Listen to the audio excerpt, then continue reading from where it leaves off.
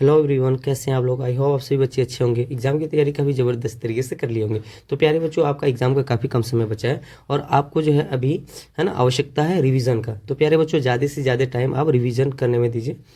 Right. तो आज आप सभी के लिए मैं क्लास 10th का जो 21 फरवरी का जो है साइंस का पेपर होने वाला है ना, उनके लिए मैं रिवीजन क्वेश्चन और टॉप ट्रेंडिंग क्वेश्चन, ठीक है, जो 10 साल से अधिक बार रिपीट हुए हैं, रिपीटेबल क्वेश्चन लेकर के आया हूँ। चाहे वो थ्योरी हो या ऑब्जेक्टिव हो, है ना। इस ऑब्जेक्टिव और थ्योरी बेस्ड क्वेश्चन है। राइट। और आप जो है इन सारे क्वेश्चनों को ठीक से है ना रिवीजन कर लीजिए और एग्जाम में आने का चांस पक्का है। राइट। चलिए, आपका टाइम वेस्ट किए बगैर क्वेश्चन को देखते हैं। अगर आप इस चैनल पे नया है तो चैनल को सब्सक्राइब कर दीजिए, वीडियो को है ना लाइक कर दीजिए, बेल आइकन को प्रेस कर दीजिए, ताकि आपका जो है हर सब्जेक्ट का जो है टॉप ट्रेंडिंग क्वेश्चन मैं आप सभी के लिए लेकर के है ना आ सकूं और आपके पास जो है मेरा है ना नोटिफिकेशन पहुंच सके। राइट।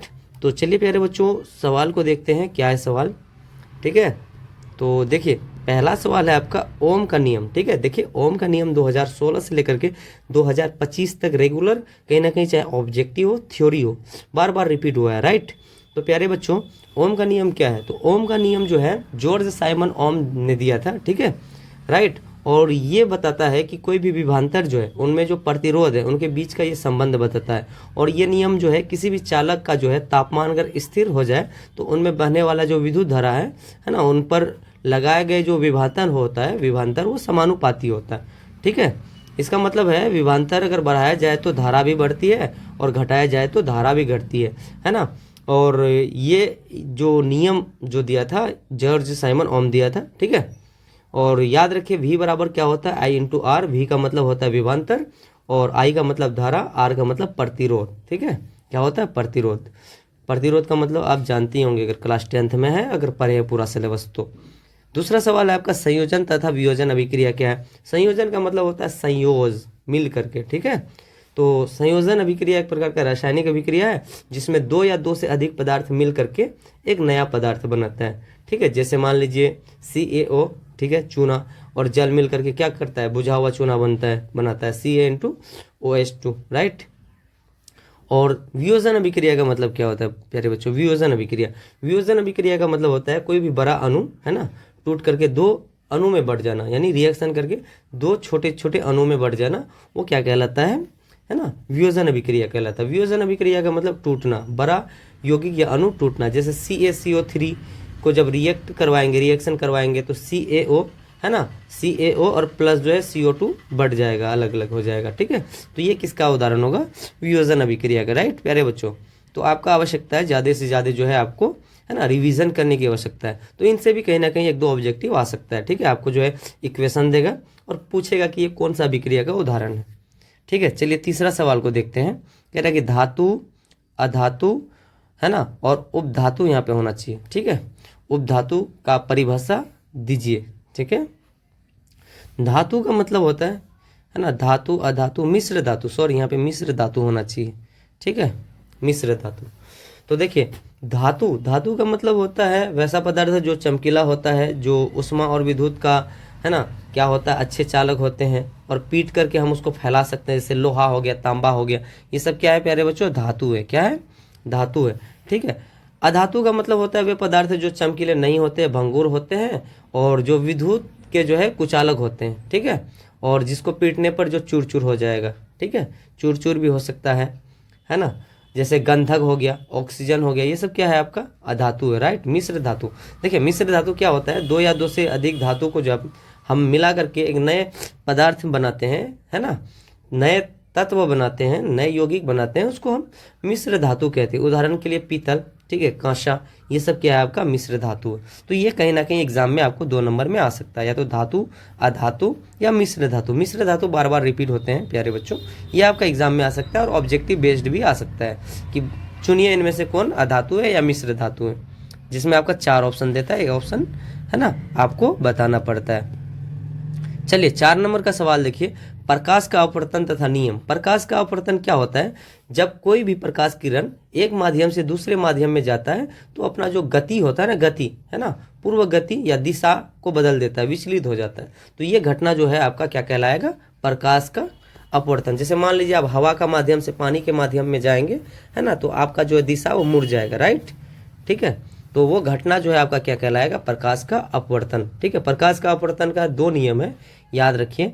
आपतित किरण और अपवर्तित किरण जो होता है ना, वो अभिलंब के साथ एक ही तल में होते हैं। किसके तल में होते हैं? एक ही तल में तीनों होते हैं। और आपतन कोण की जया, है ना, और अपवर्तन कोण की जया जो है साइन आई और साइन आर हो, तो वो स्थिर अनुपात में होता है। इसको स्नेल का भी नियम कहते हैं। तो याद रखिए, प्रकाश के जो है अपवर्तन का दूसरा नियम को स्नेल का नियम कहते हैं।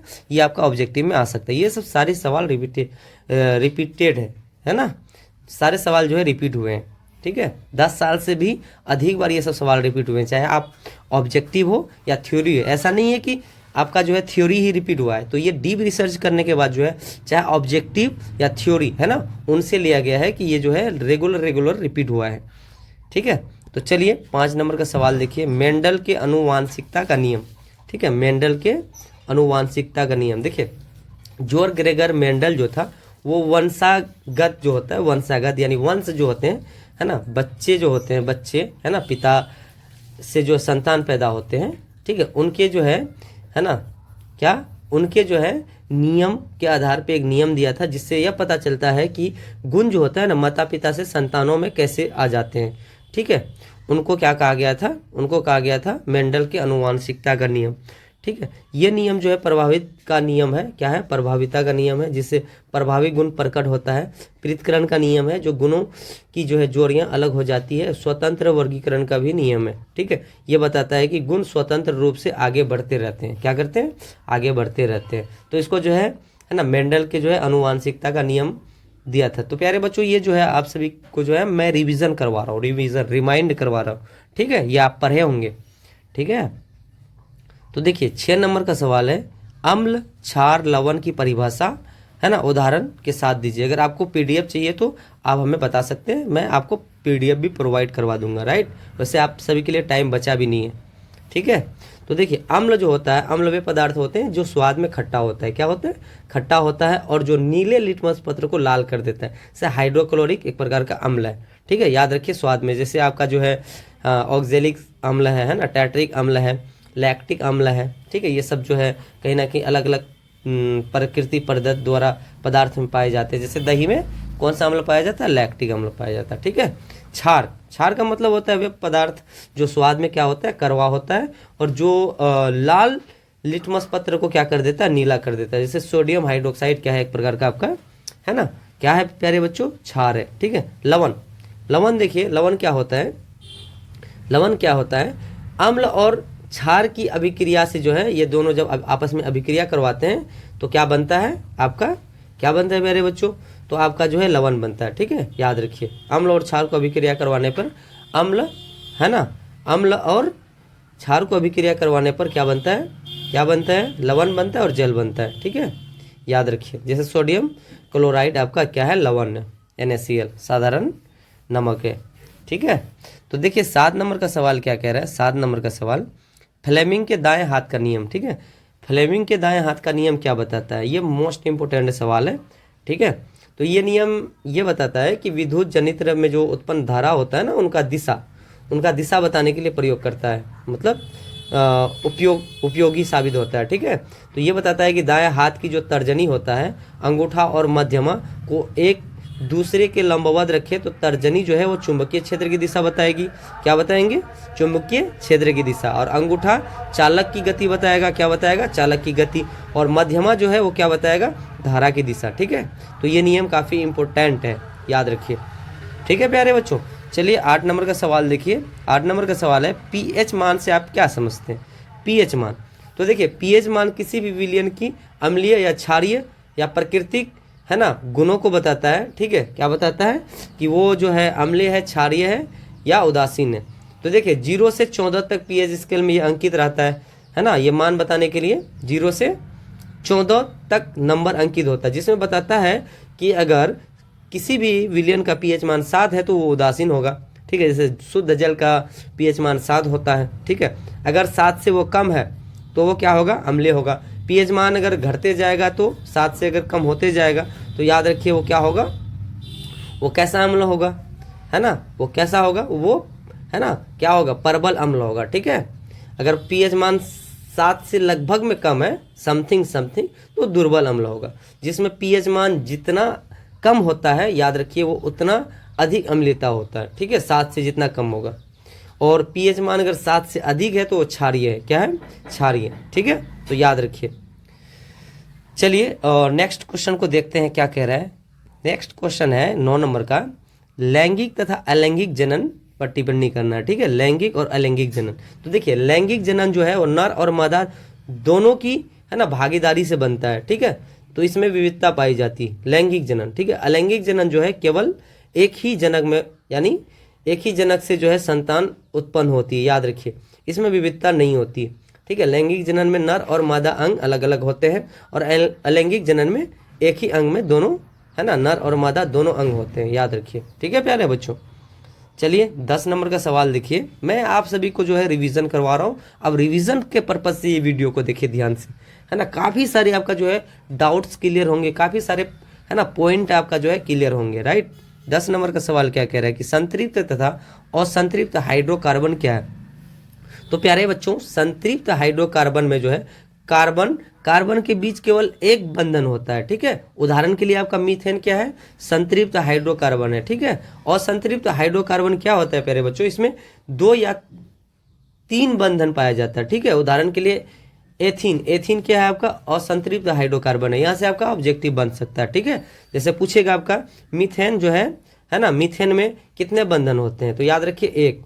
ठीक है, एथीन में कितने होते हैं, एथीन में 2 या 2 से अधिक बंधन पाए जाएंगे। ठीक है, तो देखिए विद्युत मोटर का कार्य और सिद्धांत पूछ रहा है। विद्युत मोटर, याद रखिए, ये काफ़ी इंपॉर्टेंट सवाल है, और आप इसको जो है जरूर, आप जो है अगर नोट्स करवाया गया है तो नोट्स को आप जरूर ध्यान से देख करके पढ़ के ही एग्जाम सेंटर पे जाइएगा। देखिए विद्युत मोटर का सिद्धांत क्या बताता है, जब कोई चालक जो होता है ना, चालक जिसमें चुंबकीय क्षेत्र में धारा का वहन करता है, तो उस पर जो है वो बल लगाता है। क्या करता है, बल लगता है। इसका कार्य ये है कि विद्युत मोटर जो है विद्युत ऊर्जा को यांत्रिक ऊर्जा में बदल देता है। किसमें बदल देता है, यांत्रिक ऊर्जा में। ठीक है प्यारे बच्चों। चलिए 12 नंबर का सवाल देखिए। 12 नंबर का सवाल क्या कह रहा है कि खनिज तथा अयस्क में क्या अंतर है। खनिज और अयस्क, देखिए खनिज का मतलब होता है प्राकृतिक पदार्थ।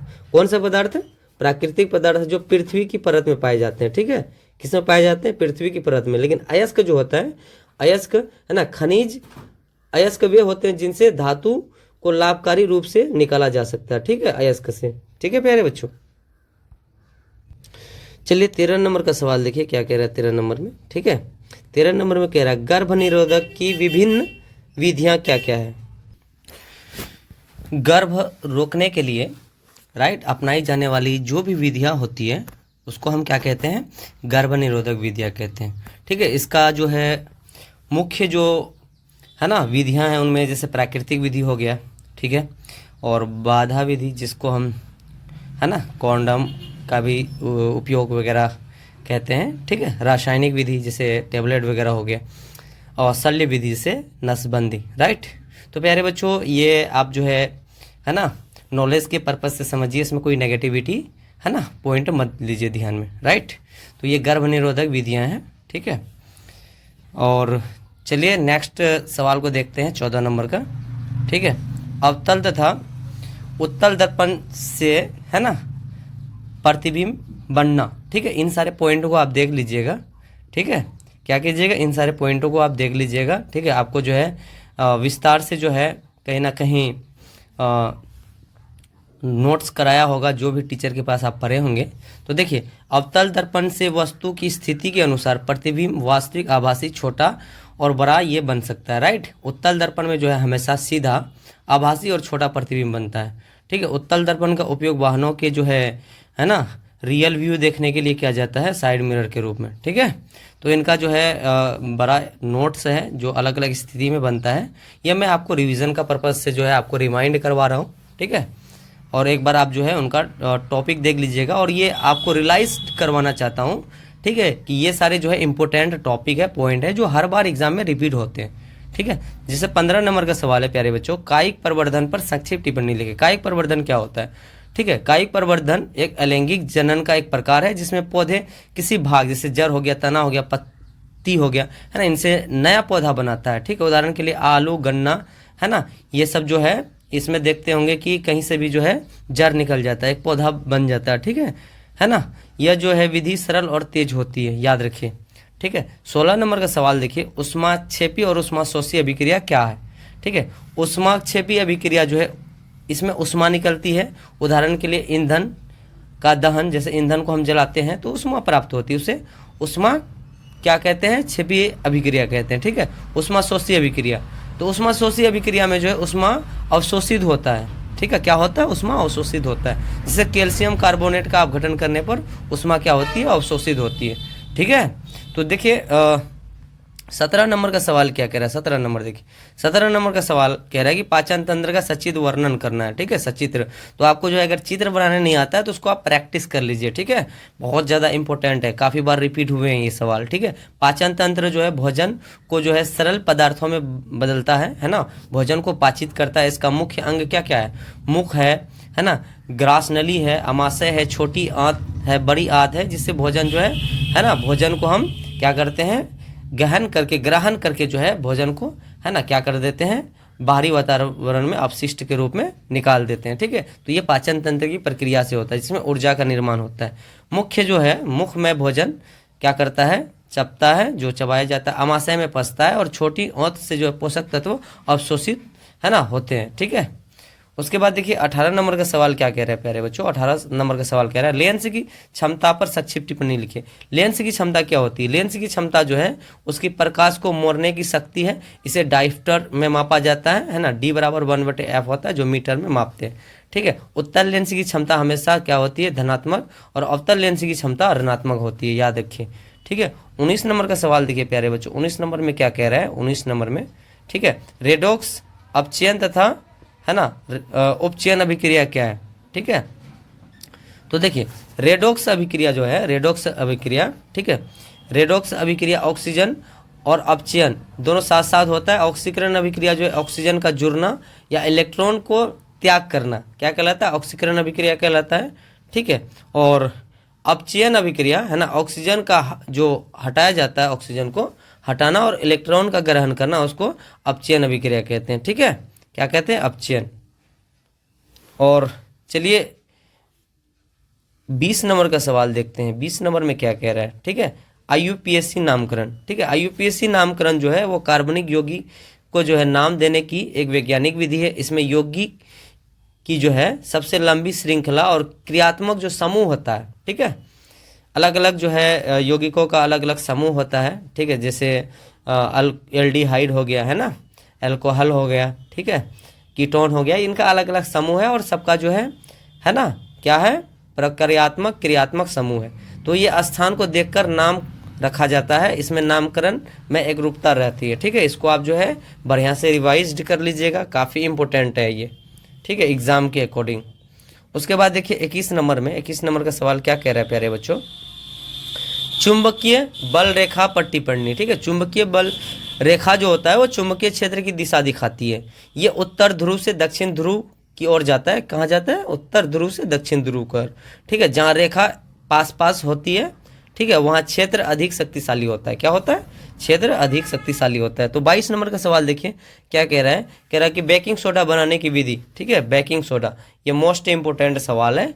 ठीक है, बेकिंग सोडा यानी NaHCO3 अमोनिया, नमक और पानी की जो है ना, पानी की उपस्थिति में अभिक्रिया करके बनाया जाता है। यह सफ़ेद पाउडर है और इसका उपयोग जो है केक बनाने, अम्लता जो है दूर करने में होता है। ठीक है, बेकिंग सोडा का प्रयोग। ठीक है प्यारे बच्चों, याद रखिए। और 23 नंबर का सवाल देखिए। 23 नंबर का सवाल क्या कह रहा है कि प्रकाश के परावर्तन क्या है, इनके नियम। देखिए, जब प्रकाश एक सतह से जो है टकराकर कोई चीज पर जब प्रकाश की किरण एक सतह पर जाता है, कोई भी चिकनी सतह पर, वो टकरा करके वापस लौट जाता है। ठीक है, से मान लीजिए आप कोई भी दर्पण में प्रकाश को मारेंगे तो वो टकरा करके वापस आपकी दिशा में मुड़ जाएगा। ठीक है, तो ये वापस लौटना ही प्रकाश के परावर्तन कहलाता है, परावर्तित कर देता है प्रकाश को। प्रकाश के परावर्तन के दो नियम है, याद रखिए, है ना, आपतित किरण, परावर्तित किरण, और आपतन बिंदु पर डाला गया विलंब, वो क्या होता है, एक ही तल में होता है तीनों। और आपतन कोण I और परावर्तन कोण R हो तो ये दोनों कोण आपस में बराबर होता है। आपतन कोण बराबर होता है परावर्तन कोण का।